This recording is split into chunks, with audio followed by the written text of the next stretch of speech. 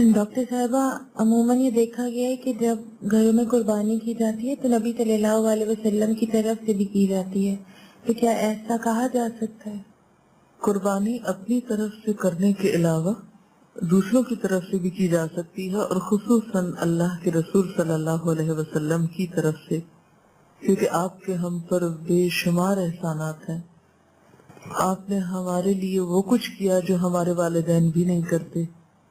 आप सब जहान वालों के लिए रहमतुल लिल आलमीन थे। इसलिए अगर कोई शख्स अपने अलावा नबी सल्लल्लाहु अलैहि वसल्लम की तरफ से कुर्बानी करता है तो उसका ये काम दुरुस्त है और बहुत खैर व भलाई का बायस है इंशाअल्लाह। और फिर आप देखिए कि हम तो अब सोचते हैं कि करें या ना करें, रसूलुल्लाह सल्लल्लाहु अलैहि वसल्लम ने अपनी उम्मत की तरफ से कुर्बानी की। हदीस में आता है कि आप सल्लल्लाहु अलैहि वसल्लम ने हजरत आयशा से छुरी लाने को कहा, आप लाएं, आपने कहा कि इसे तेज करो।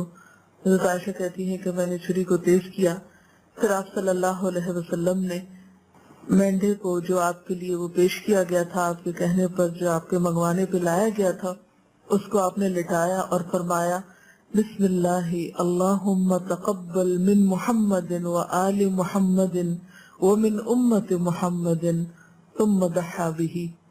सही मुस्लिम की रिवायत है कि नबी सल्लल्लाहु अलैहि वसल्लम ने जब वो मेंढा ज़बह किया तो फरमाया, अल्लाह के नाम के साथ, ए अल्लाह, मोहम्मद सल्लल्लाहु अलैहि वसल्लम, आले मोहम्मद सल्लल्लाहु अलैहि वसल्लम और उम्मत मोहम्मद सल्लल्लाहु अलैहि वसल्लम की तरफ से इसे कबूल फरमा। ये कहकर फिर आपने उस मेंढे को ज़बह किया। जी, इसके अलावा कोई और सवाल? डॉक्टर साहबा, के वालिदैन की तरफ से जो वफात पा चुकी हैं उनकी तरफ से कुर्बानी की जा सकती? जी हाँ, वालिदैन की तरफ से कुर्बानी की जा सकती है, और वालिदैन के अलावा अगर कोई और रिश्तेदार हो, दोस्त हो, अजीज हो, किसी को भी आप सवाब पहुंचाना चाहें तो उसकी तरफ से आप कुर्बानी कर सकते हैं। वीडियो के नीचे सब्सक्राइब के बटन पर क्लिक करें, बेल के आइकॉन पर क्लिक कीजिए ताकि हर नई वीडियो की नोटिफिकेशन